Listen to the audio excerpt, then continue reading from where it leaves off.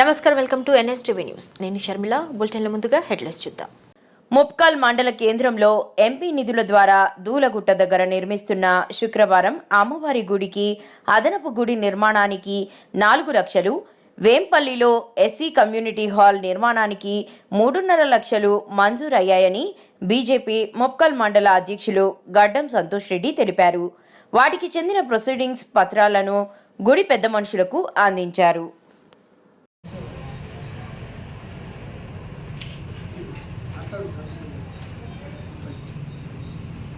जय श्री राम, जय श्री राम, जय श्री राम, जय श्री राम के भारत माता के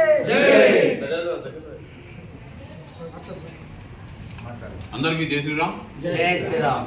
ఈరోజు మన ఎంపీ ల్యాడ్స్ నిధుల నుంచి ముప్కాల్ గ్రామంలో దూలగుట్ట దగ్గర నిర్మిస్తున్న శుక్రవారం దేవుడి గుడికి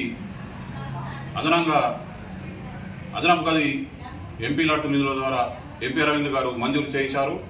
దీనికి గాను ముప్కాల్ గ్రామంలోని 26 కులాల తరపున ఎంపీ అరవింద్ గారికి కృతజ్ఞతలు తెలుపుతున్నాము.